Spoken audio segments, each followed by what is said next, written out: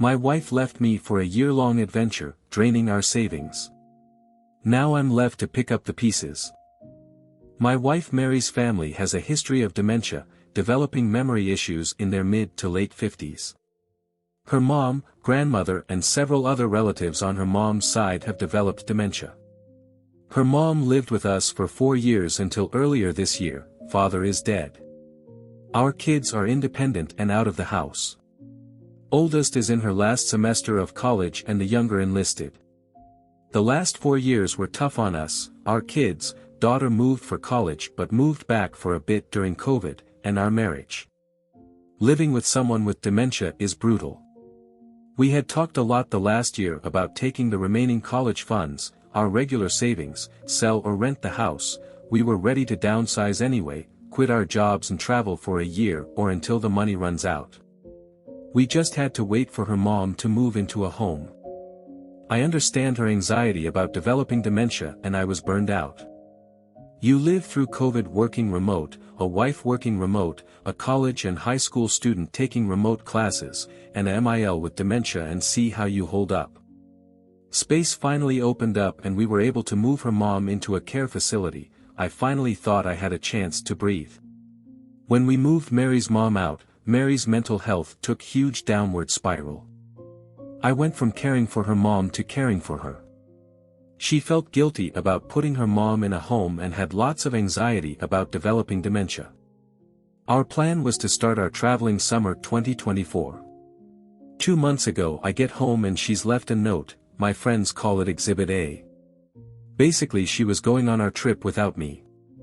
She had quit her job, took most of the savings, and wasn't sure when she'd be back. Maybe a year, maybe sooner. She knew I'd understand. Her location is turned off and my calls go directly to VM. I texted the kids a picture of the note. We have our own checking accounts for direct deposits of our paychecks, but we transfer most into a joint account to pay the household bills and savings. We both had access to main savings account. We have joint credit cards we used for household expenses. The 2 cars and mortgage are joint. We both also have our own small savings accounts, our own retirement accounts, equally funded, and our own credit cards for gifts and fun things. I closed all joint cards and accounts. I waited a month to see if she'd come back, hopefully before she spent our savings. After receiving only 1 text the first month, I went to a lawyer. She basically said there was very little to do right now, other than change the beneficiaries of my retirement accounts and life insurance. Yay, my wife gets nothing else if I die alone while she's having our adventures. It was only a month and there was no way to serve her papers. My lawyer advised me to keep paying the mortgage and the cars. The cost of trying to get a judge to approve the sale of joint assets was more than making payments.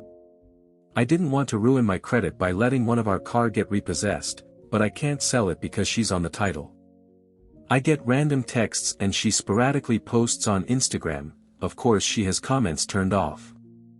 I want to block her so bad, but my lawyer advised me that it's better to maintain a communication channel that's not through our kids. Her last post was from Hawaii. She put in the comments how great a husband I was for letting her take this trip. I'm barely making it paying 2 cars, a mortgage, household bills, insurance, hoping there are no emergencies because I have no savings, and she's enjoying our trip.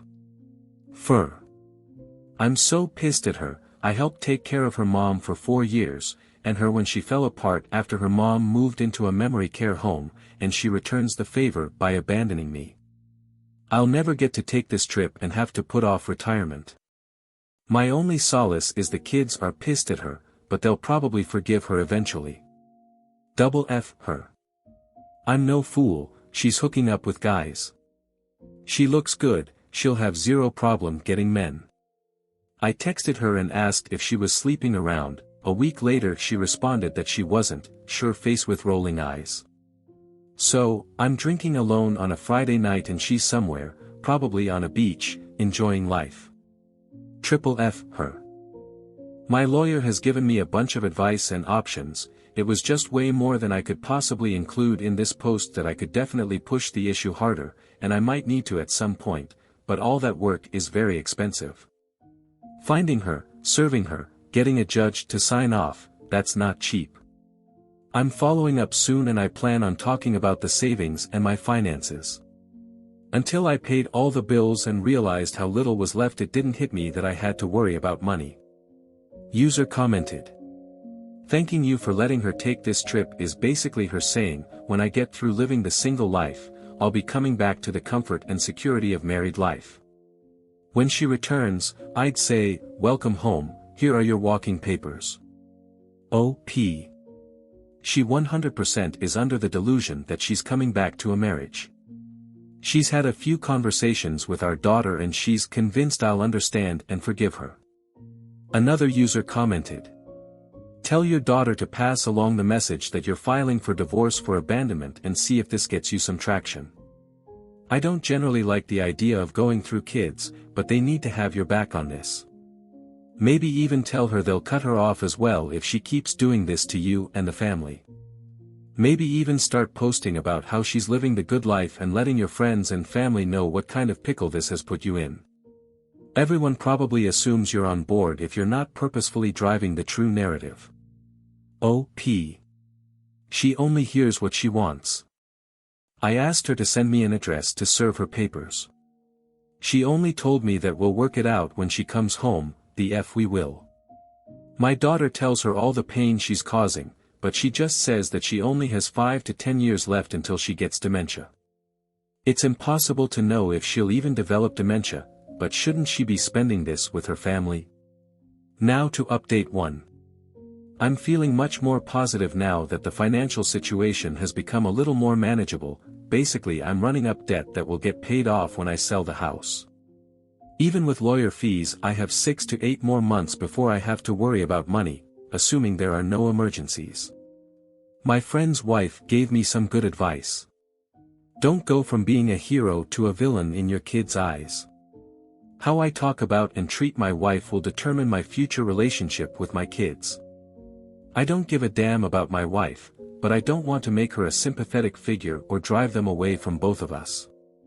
I followed up with the lawyer. Basically, she said we're going to have her pay back the savings she took through a reduction in her share of the assets. Any division of assets will include the savings she took. She'll also have to repay the money I spent maintaining the household while she was gone. There is plenty of equity in her share of the house and her retirement plans to cover that.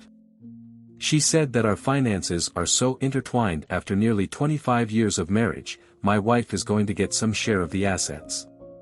Best case is she agrees to the terms of the divorce and it's relatively cheap and quick. Otherwise it gets complicated and expensive. She gave me a lot of options and how much I can expect to spend, so I decided to just mostly wait. I got a couple of credit cards with promo rates for purchases and transfers. That gives me breathing room and I can conserve cash. I'll just pay them off when I sell the house. Now that my financial situation is less stressful, I'm actually enjoying her being gone. I'm free to do whatever I want, whenever. I don't have to cook or clean or take care of anyone. The house is quiet for the first time I can remember. I loved my wife, but her mental health weighed down our marriage. On balance it was worth it until now. The first month or so I expected her to be there whenever I'd get home. When someone was at the door or if I heard noises I'd think it was her. I'd check doorbell cam obsessively. I'm not looking forward to her returning. It has to happen, but when she comes back I'll have to deal with her, the divorce, getting the house ready to sell, dividing all our stuff, finding a new place to live. I'm hoping she'll stay away until after New Year's, but my daughter said she thinks her mom will be home for Christmas, either to stay or visit. My lawyer will have papers ready to serve her. Hopefully she'll just agree to the terms and continue her travels. People had some great advice. Renting or selling the house, not really feasible right now since I'd have to fix some stuff and get it ready to sell/rent. Since I need a place to live, the amount I net each month, rent, mortgage, rent on a new apartment, storage unit equals not worth it. My kids' rooms are still full of their stuff and I don't want to spend the time and effort to clear them out and put them in storage. Getting a HELOC, this was great advice. I didn't realize I didn't need both people to get a loan. If I need more money, I can go this way. In the short term, the promo rates on the credit cards were cheaper and easier than getting a HELOC. Serving my wife divorce papers or getting a divorce in absentia, this is something I might need to do eventually, but the cost and lawyer fees goes up exponentially in cases like this.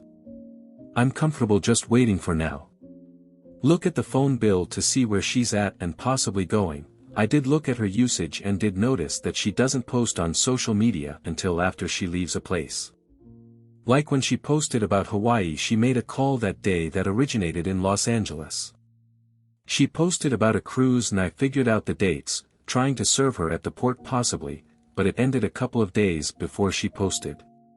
She tried adding international calling to her line, but I blocked it, so she removed her phone from our account. Update 2. Nothing much has changed. Went to the in-laws with my daughter for Thanksgiving. It went well, everyone was nice and tried to apologize for their daughter/sister/cousin/niece.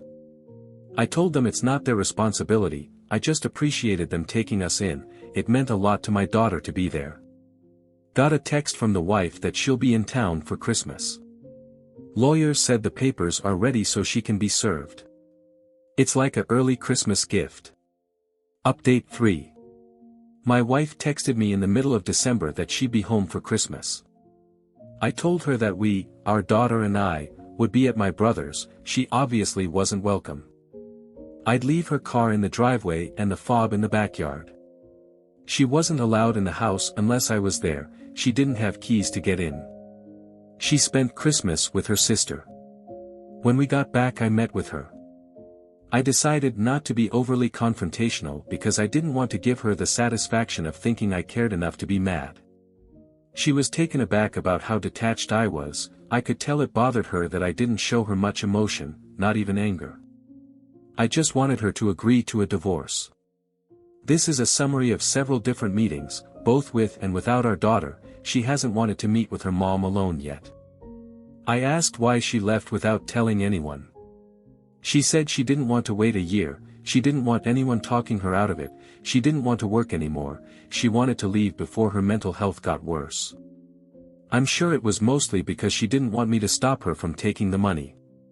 She knew I would take care of everything with the kids and house when she left. We had decided to go summer of 2024 for a few reasons. Packing everything and getting the house ready to sell was going to be a lot of work. We wanted to make sure our daughter graduated college, got a job, and was settled. We wanted to make sure we had money when we got back. We wouldn't have a house, cars, or jobs, so we needed money because it could take months to find work and a place to live. We didn't want to have any worries or deal with a mess back home. At some point in our planning, she began questioning, to herself, not me, if she ever wanted to go back to our old life. She didn't want to work full-time or buy a house and stay in one place after we got back. She wasn't sure what she wanted, but she didn't think she would figure it out talking to me. I told her that's the reason we were taking the trip, to figure those things out together, to see what we wanted for the next part of our life. I asked her why she didn't just get a divorce before she left, then she wouldn't have had to do this behind our backs and she would have had plenty of money without stealing our joint savings. She claims that she didn't want a divorce, that she wanted us to live whatever life she figured out. I told her that's not how marriages work, one person deciding for the other. In talking/texting our daughter, her family, my texts and voicemails, she realized I might not forgive her. She was right about that, so she might have to visualize a future without me. This is where I had hoped she would say some stupid shit like she was going to squander all her money living in a van and make travel vlogs, or she met some guy that she needed to wire money to so they could open an ice cream shop in Alaska. Instead, she wants to be a digital nomad, working part-time, fully remote, and living in new places. She tried to convince me to go with her, but I'll never be able to trust her, plus I don't love her anymore. Traveling like that for a few years doesn't sound bad, but she doesn't have a job or any work lined up. She's not in her 20s and that way of living will get old quick, no close friends, no family. I want her to make it work so she won't be here trying to get back in our lives. How are the kids doing? Our son wouldn't have seen us the entire time she was gone anyway. He only responds to her with very short texts. He told me she wanted to see him, but he said he was too busy and wouldn't be able to get away. He lives in the barracks, so it's an easy excuse to avoid her. My daughter stopped talking/texting her. She's pretty upset. Her worry turned to anger when she realized her mom wasn't having a mental breakdown but was just being selfish. If her mom was sticking around, they could probably work through it eventually. I just care that my daughter is happy, so whatever she decides I'll support. 2. Did she spend all the money? About half. I think she realized she needed to figure it out before she completely ran out of money. 3. Did she sleep with anyone? I didn't ask because I didn't care. Asking would imply I wanted her back or it would matter. Even though I didn't ask, she claims she didn't. Not sure if she's lying or not. She might just be saying that because she doesn't want the kids to have another reason to be mad at her. 4. Does she feel bad for what she put us through? She claims she does and she wishes she had handled it differently. She said getting away and figuring herself out was best for her. I told her she was just being selfish. When she first left, we were worried something would happen to her and we would never see her again. She's always been self-centered. I told her she's taking the easy route and letting everyone else handle the difficult parts. If she gets sick, kids will take care of her. Goes broke. Live with family. Abandon everyone. They'll forgive her. She thinks her siblings and our children will let her live with them like we let her mom live with us. I'm sure when she visualizes her future, she sees our kids there. They might not be indefinitely not in the same way they were before.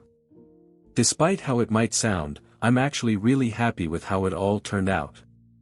Our divorce is far from final, but we've agreed on the big things. We'll sell the house, how to split the retirement and profit from the house, how to pay back the money she took and what I spent maintaining the household. I got most of what I wanted from the settlement and she'll soon be, mostly, out of my life. I won't have to pay alimony, and because she's choosing to make significantly less money than she was, I won't be forced to support her. That would have been a kick to the teeth. She isn't my responsibility anymore and I won't have to care for her if she does get sick or goes broke. I figured I'd start dating again. I didn't realize a 50-year-old man with children out of the house, a good job, and in decent shape would be a catch. I'm not fighting women off with a stick, but I've had a lot more interest than I expected. It's been kind of nice meeting new women. I've worked out the numbers and I'll be doing pretty well after everything is settled and I only have to support myself. Not where I wanted to be, 50, getting divorced, and using Reddit as free therapy sessions. But, I'm happier now than I've been in a while. I'm even planning a little vacation of my own. That's where the story ends. Please consider subscribing to keep up to date on this post and other daily Reddit content.